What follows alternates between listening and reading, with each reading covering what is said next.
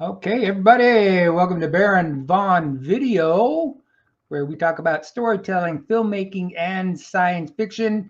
And tonight we're going to be talking about some science fiction stories, but the specific subgenre of political science fiction. We're going to be going through books, and perhaps we'll also do series and movies. That'll probably be a later one. But my guest tonight again is my brother Aaron, who is among the people who have read more science fiction than anybody I know except for myself and possibly my nephew. So here he is, everybody. He's the aficionado in making like me. It's Aaron. Hey, how you doing, bro? Pretty good. Good. Okay, cool, man. Now, I just wanted to do a little couple qualifiers before we start in kind of defining what we're talking about for political science fiction, because there are obviously a lot of books that could qualify, but I'm trying to get a real strict definition that the politics in the story is not just part of the world building, but is an integral part of the plot. And I know that's a bit of a fuzzy explanation. So something like the Left Hand of Darkness, is very political, but to me it's more cultural, so social type things. So we'll go through this list, and don't expect a complete list because we haven't read everybody. The other quick qualifier before we get into this list is it could also be books that aren't necessarily about politics overtly, but make a clear political statement. So I would give the example of Fahrenheit 451 is on this list. It's not, about the political machinations and whatnot, but it's definitely making a political statement. Yeah, it's definitely a critique of a dystopia. Right. Okay. All right, man. Let's get into this. All right. These are somewhat in chronological order, but don't hold me to the specific. No, that is the order. Yeah, I mean chronological. I mean, as far as the entire list that we'll be going through. Oh, okay. Yeah, not just these. Yeah. Tell me if I goofed something up, but I hope I got all these trilogies and dual things. So the original Foundation trilogy, I read this, probably 30 years ago at least, and of all the books on here, I kind of think of this is the PG-13 series, compared to some of the other ones. And to me, I've never considered Asimov like a super, eloquent writer, but man, he can spin a story pretty good. And I found all of these really enjoyable, really thought-provoking.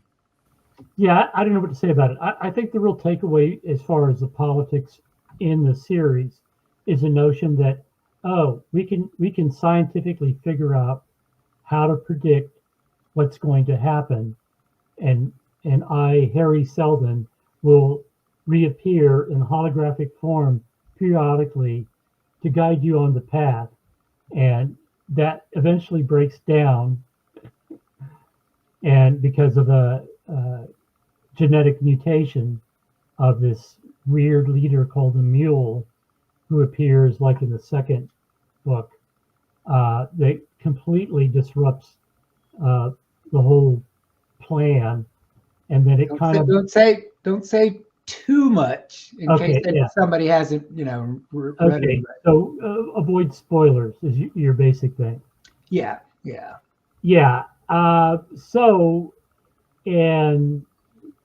So the novel tries to the series tries to deal with that disruption. What does it mean for the original effort? Right. Yeah, and we're looking for ways to either avert or mitigate the consequences of these, these predicted collapses. Right, exactly. Shorten the collapse, reintegrate this sort of galactic-wide society. Okay, this is a pretty obvious one, 1984. And this is another one that I read, many years ago. I think I actually read this as a early teen. I think I was like 12 or 13 when I read this, and a lot of it went over my head. But I do remember this vividly. I haven't particularly wanted to reread this. Oh yeah, because it's so bleak. Yes, it is. Oh yeah. In fact, my recollection mostly is from the movie that came out, I think, in the 80s with John Hurt, Richard Burton, and John Hurt, yeah, among others. Right. Yeah. But anyway, classic notions of I think it's called doublethink. Double speak. Double speak. There you go. Where you've got to monitor your thoughts. There's the oppression is so bad that you've got to the party line in your particular block. The world is divided into these totalitarian blocks, and you basically got the party line keeps changing, and you've got to act like, oh, it's always been true. Things like that, and some really gruesome things with finding things that people are most afraid of, and using that to torture them with. Yeah. Oh, I'm telling you, to this day, again, I read it once, probably close to 50 years ago, and I still remember that scene with the rats. Oh yeah. Not gonna don't say anymore, but you know what I'm saying. Yeah. Creepy as hell. You can understand why it's had such an impact over the years, but again, not something I look forward to rereading anytime soon. Now here's one that I actually did reread. This is another case for me where I read this early as an early teen, and only fairly recently, maybe a few years ago, reread it. And I love this cover. This is the cover of the book that I read originally. So I'm just happy. I'd completely forgotten about this. So when I was picking book covers and whatnot, I was like, oh damn, I remember that. And this is on rereading it. I didn't remember how strange this very strange tone this book had. At least that's how it hit me. But anyway, the basic thing about Farenheit 451 again is that the government has to control what people read, and that's basically the politics of it.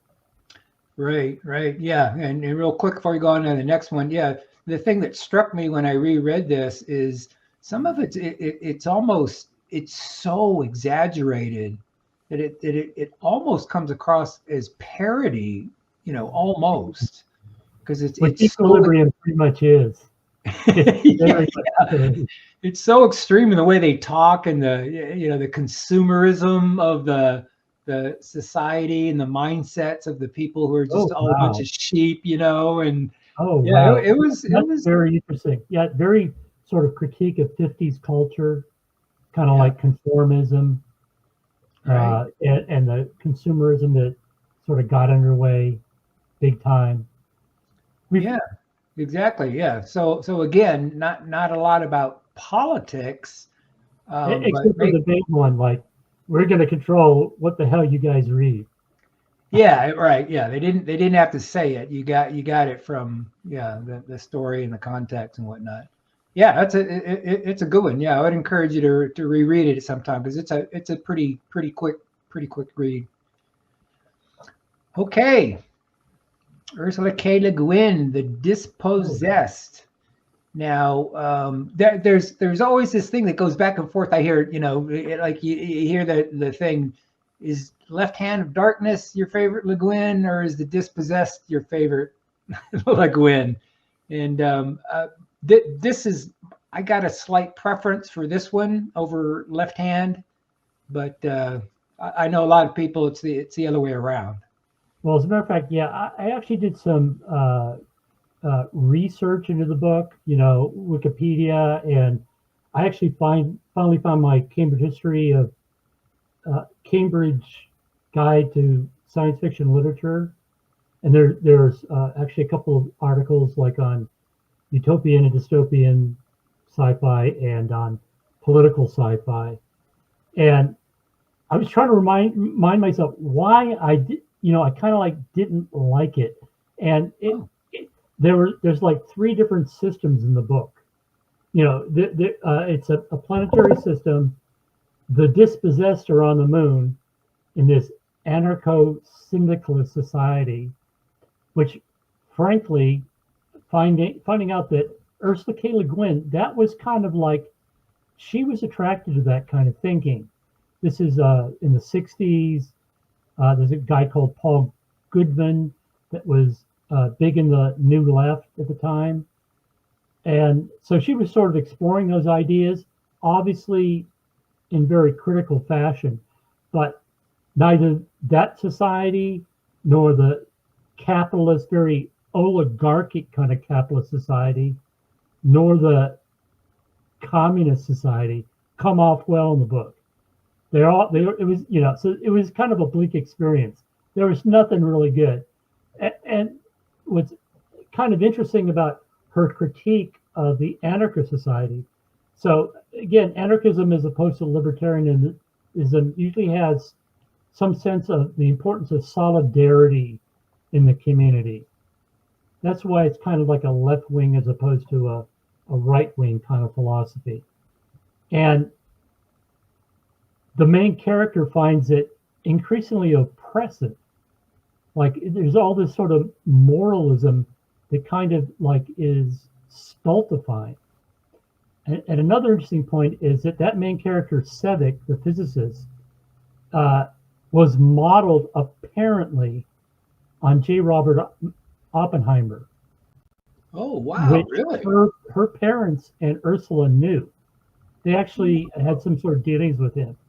So, I mean, that's sort of curious of itself. And the other thing is, there's not a lot of room for political discussion, oddly, in this anarchic society, which is also kind of bizarre.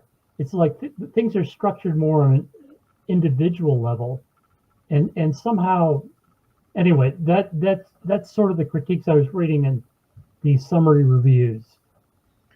Oh yeah. I mean, I just found the main character's journey throughout, and I thought him coming, I don't just face to face with his own beliefs, his own moral compass. Right. Well, I just found it really powerful. I mean, Left Hand of Darkness was very powerful also, and I think that's that's a connection with both books that emotionally it really gets to you. Yeah, exactly. Ursula, look, she's such a great writer. Yeah. But anyway, yeah, this I think has a lot of elements that you would at least appreciate, and I find James Blish to be I've probably read more, like a lot of authors, more short stories and novellas by him than novels.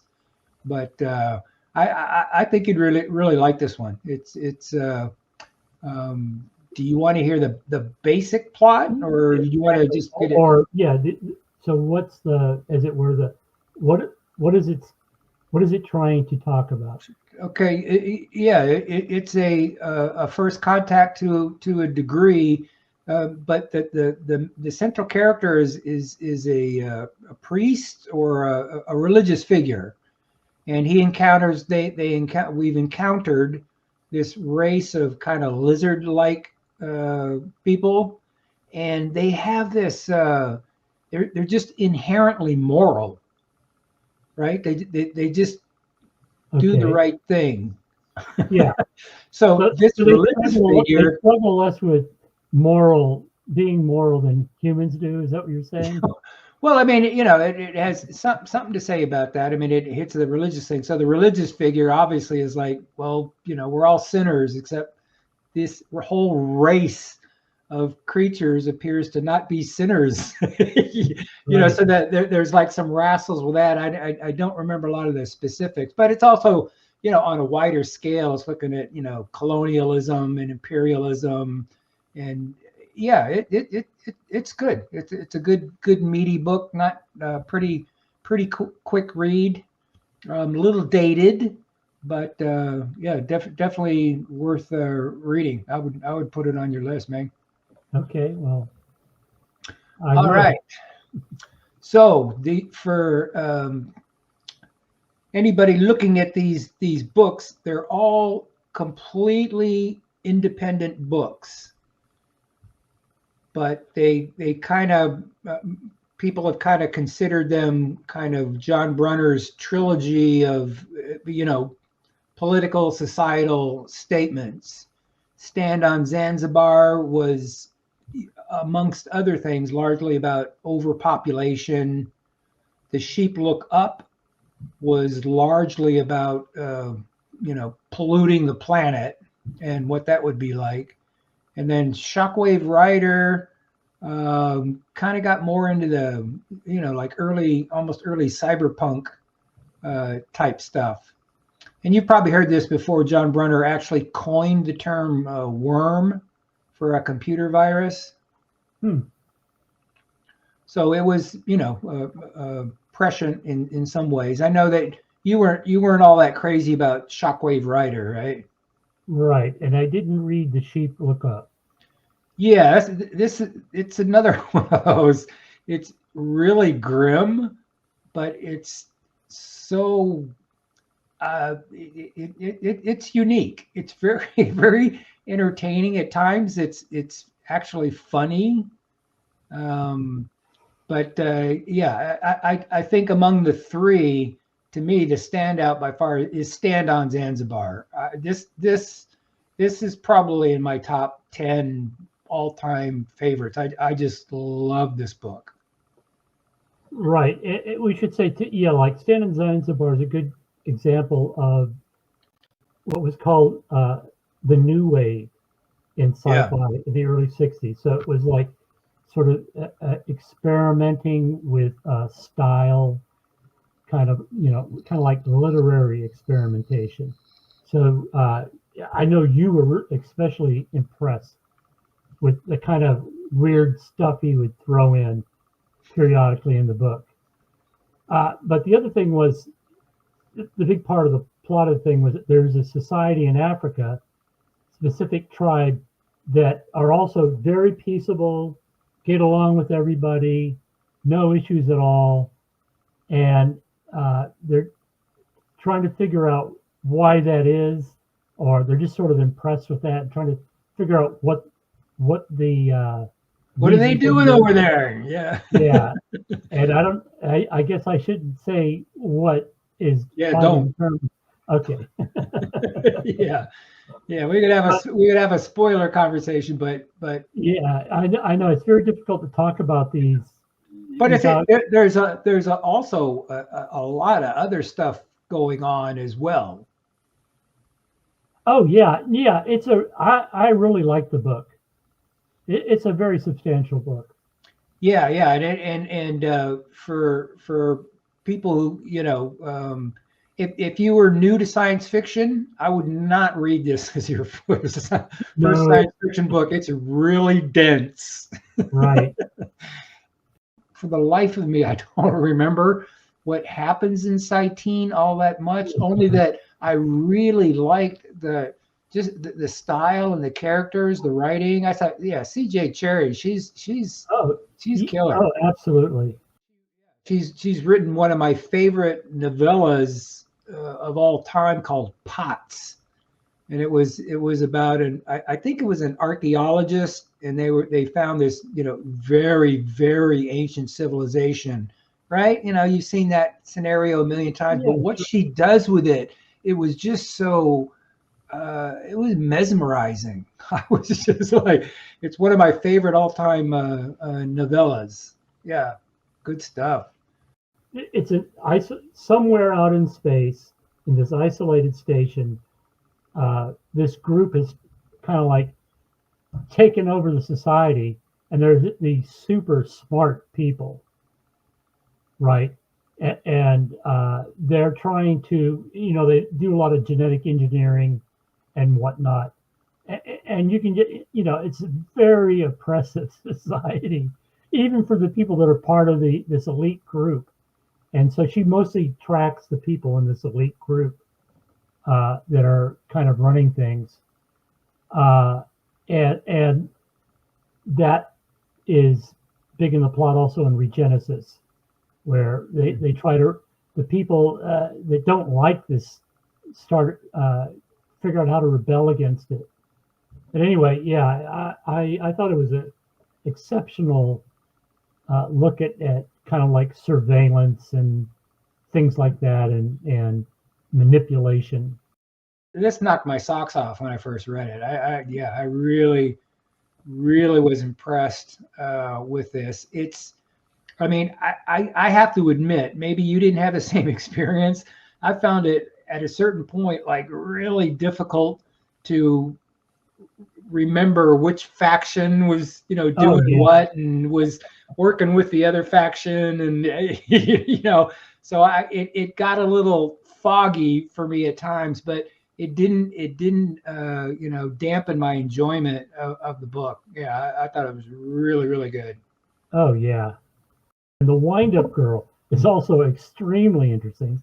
This is that elephant, as I recall, or whatever they call it. I think they call it something else. But the Windup Girl she's genetically engineered and is kind of like a sex toy, and kind of decides she wants to be something else. So, don't say too. That's all I'll say. So good. No, perfect. Yeah, so it's a good, rebellion against the dystopia kind of book. Yeah. Although with very kind of lot of surprises, characters having to make a lot of bad compromises throughout the book. It's dense, but it's also, I found it to be, pretty much a page turner. Yeah, exactly. I did too. Okay, and here's another instance where I've read the first book, but haven't read the sequel. So I really liked Red Mars. I didn't feel compelled to read the sequels, not because I didn't enjoy the book. It just if you're like me, you've got a stack of 2 reads that are about 10 feet tall. Exactly. So what's your overall impression of the entire series? Okay, well, so first of all, Kim Stanley Robinson's actually one of my favorites. Another one of my favorites. This series I really liked. I had some interesting concepts. Obviously, Red Mars is like this right from the get. There are people that are the expedition to Mars that kind of like want to run their own show there, and that's the politics where something happens about that. Green Mars is about whether or not they're going to really terraform Mars to make it livable for a large population. And Blue Mars is kind of, without giving away more of the series plot, kind of like, then it gets very sort of like they come up with a constitution for Mars. They have to deal with immigrants from Earth, which is just sinking into its climate abyss. Yeah, it is interesting. So it's the struggles with trying like self-determination on the planet, but also like this explicit, especially in the latter book, uh, constitutional agenda. What's the best way to set things up? Okay.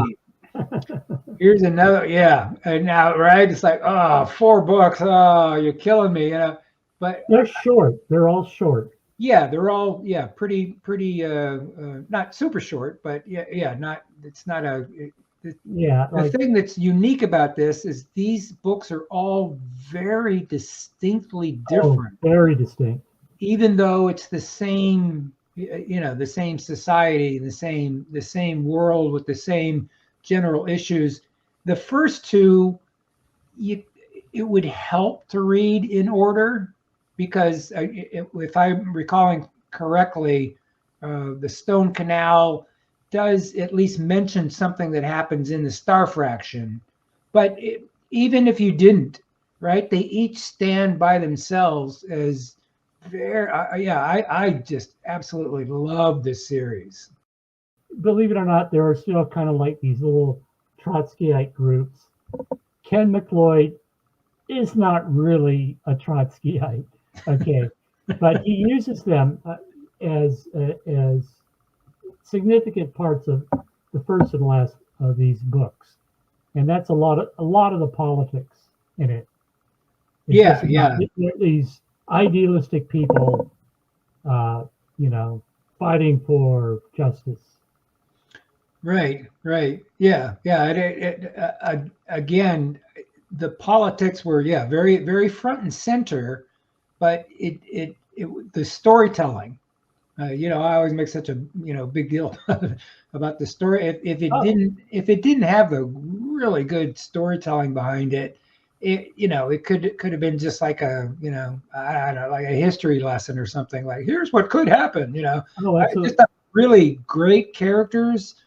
The pacing, and again, it just amazes me how different each of the 4 books are, but they're still anchored in the same world.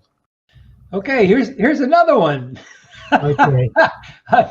Said where I've read the first one and didn't read the second. I've read both. And I haven't read the second one yet. I definitely do want to read it.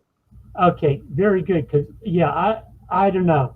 Did you really like the first one, or just I didn't like absolutely. I wasn't blown away by it, but I thought it was really solid. And I was by the end, I was very interested to revisit this world and see what was next in the story. Yeah, I put it like way high, but. I mean, you tell me. Is it worth reading the follow-up? I think it's worth doing the follow-up read. I do. Okay. Now, are you detecting a pattern here? I've read the first one. You did read the first one. Okay. Okay. In a lot of ways, I thought that was the best of the 3. Anyway. The first one. Yeah, the first one. But I like the whole series, and I like. These weird notions of selfhood, what a self is. The main character is a ship. It's the intelligence of the ship, but it's the kind of intelligence that can reduce itself to a crew member. Mm-hmm. So there's a lot of interesting playing with notions like that in the whole series. Particularly the first one. So the ship was part of this big empire, the Ratch. And a weird thing has happened where the emperor, it's gotten so big that the emperor decides to divide himself into two selves to rule over different parts. And then he gets very paranoid about his other self and what his other self is up to. I don't know. I just found that fascinating, and So that whole thing about selfhood is just very interesting, and there's a whole lot, throughout about this. In essence, an AI is much more moral than the fucking Empire, and consistently throughout all three books. The ending, I remember, just got pretty wild. Oh yeah. You start confronting, the emperor or one of his cells, or however that went down. I just thought like that. Yeah, this is good stuff. Right. Pretty crazy. Yeah. So yeah, I'm definitely gonna read through the rest of these. Okay. Now this as a whole. Again, I just put up here the four books that I've read, but you could speak more to the series as a whole, because just based on these 4 books, I wouldn't quite consider these political science fiction, but you're saying as the whole series gets a lot deeper into that part of it. Can you say anything about like the whole? I mean, what is there? Is there like 10, 11 books? There's 9 novels and a novella with short stories. Oh, okay. Can you say anything about kind of the whole scope of the whole series without spoiling anything? Yes, I think so. So it's very much about, so the culture is like this post-scarcity society where the human-like creatures, I don't think they're actually supposed to be human, by the way, but at any rate, they're presumably somewhat like us, bipedal, also, kind of like evolved creatures, and they've turned things over to very advanced AIs. There's a little drones that go around, which a lot of them are extremely smart and very good at manipulating the people, who are pampered for the most part. I wish they had gone into that actually more. How within the culture society, they're keeping all the people happy, the biological people happy all the time, but it's kind of like it has consequences. Well, yeah, it's and they don't really explore that enough, I don't think. But at any rate, not only is this sort of a big post-scarcity society spanning a lot of systems, big, powerful, do-gooder society, in essence, who has trouble keeping their nose out of other people's business in other societies. Let's put it that way. And you can see why, because for the most part, whenever they get involved with some other group, you realize this other group needs to be gotten dealt with. They're not really, you're not feeling like they're oppressing them. You're feeling like they got to grab them by the ear, and you guys need a timeout. Or something like that. But it involves a lot of, their interventions do involve in bloodshed, manipulation. And so Banks's point of view seems, he's ambivalent about all this stuff. Some of the characters, including the minds, are ambivalent about some of this stuff. Yeah. This is one of the most overtly political series I've ever read in my life. I looked up Wikipedia for the series, and I just read the first part, and I was going through all these different laws that you can volunteer yourself into these different groups, which follow these different sets of laws. So it felt like a fairly non-oppressive society. I don't know. Yeah, it's very explicitly political. Written by a historian. Ada Palmer is a historian. Like I told you, I saw this interesting interview she did with Paul Krugman, the economist. about her book, Reinventing or Inventing the Renaissance. That the Renaissance is actually several different things, and in different country, it has different dates as to what it even means to talk about the Renaissance. So I don't know. She's sort of interesting. So you tell me, did you tell me about the series? Yeah, I mean, overall, yeah, I think it's one of the most in-depth looks at how this world could take shape. They call them hives. I mean, there's no geographical boundaries are kind of meaningless. And if I recall correctly, this isn't spoiling anything. There was this major religious war, and it kind of shook everybody up into thinking we've got to, when we come back, we've got to do something different. We need to make something that lasts. So that dates the first novel. This war, right? War. Yeah, it's in the past. The novel begins, and it's like been, I think, like 300 years of relative peace and prosperity, but now things they're starting to, there's starting to be some ruptures. Right. So it really, really delves in. I mean, there's a chapter, or an extended sequence in one of the books. I think it's the third one, where they're actually discussing policy and legal arguments in kind of their version of Parliament or whatever. Right. And they're actually, I mean, getting down to actually how laws are written, and it's very interesting, really dense. I thought at times it kind of got too detailed. It was a bit of a slog, at points.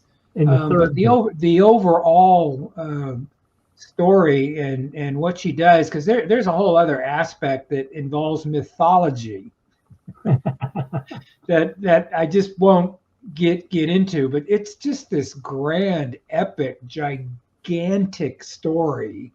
And in the meantime, it reveals some potential workable solutions to a lot of the problems that societies have in trying to get along.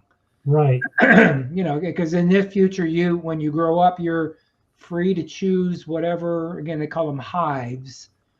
You're free to choose whatever hive you want to go to, and you can switch hives if you want to. So it's very, very free. It's a very free society. If you don't want to join any hive, then you're part of the gray hive. Yeah, you're actually part of a kind of another hive. And so beyond just just amazing world building. In fact, it's the first one is like so dense. You got to hang with it for a while. But you had to hang with Dune. Dune. Oh, yeah. The first 100 pages of Dune, you're just kind of going, I don't know what the hell's going right. Knowing you, though, the fact that despite that, you still like the series. Oh, for sure. Yeah. I mean, I could always like nitpick, certain aspects, and I'm just going to be, again, straight up. I think this, in my opinion, this would have been a really good trilogy. Right. So it's not like it's wearing out its welcome as much as it's just at a certain point it's not really bringing anything new to the table, but it brings so much to the table. All of the books except for the second one, Seven Surrenders, is tight. It's the shortest, like, by far, and it's tight, and it kind of makes one major plot development happen in the whole series, and it, by that time you're kind of familiar with the world, so you're kind of getting a grip on what's going on. So that's probably the most satisfying overall read. Right. But again, it's not like, it's a struggle to finish.